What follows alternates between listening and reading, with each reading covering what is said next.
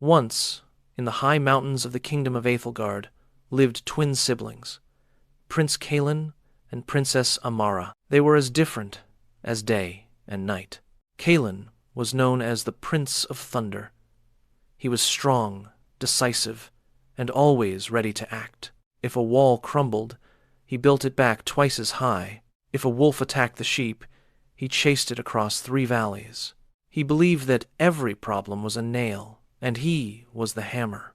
Amara was known as the Princess of Silence. She was observant, patient, and gentle.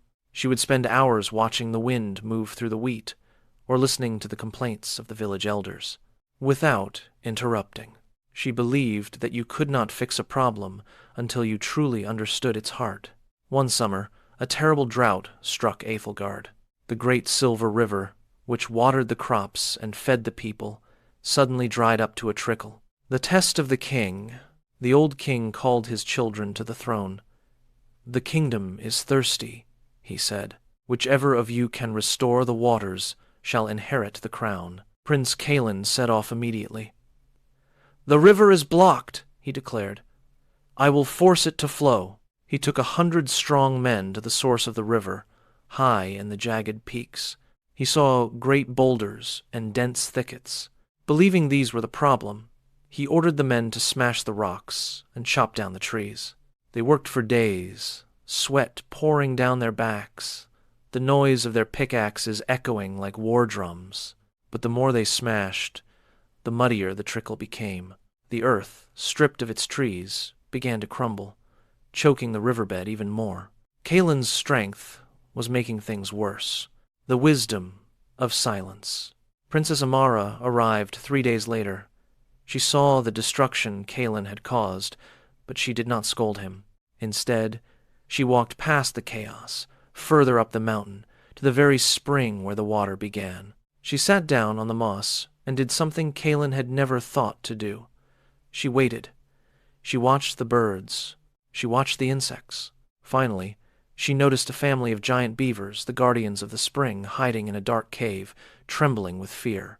The noise of Kaelen's pickaxes had terrified them, causing them to blockade the spring to protect their young. Amara returned to Kaelen.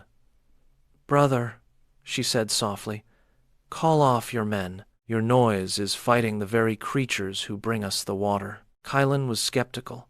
"Beavers? We need engineers, Amara, not animals. Strength without wisdom is just destruction," Amara replied firmly.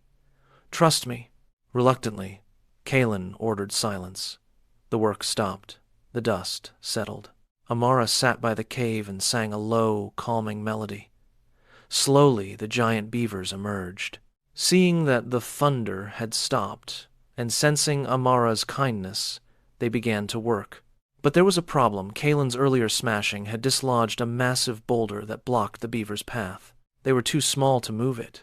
Amara looked at her brother. "Now," she said, "we need your strength." Kaelen understood. He didn't smash the rock.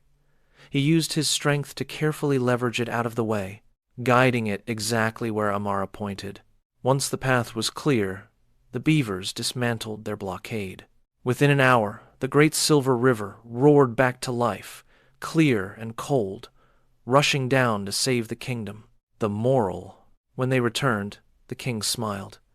He did not give the crown to just one of them. "Kaelen has the power to move mountains," the king said. "But Amara knows which mountains need moving." The moral of the story is, action without understanding leads to chaos, but understanding without action leads to nothing. True leadership requires both.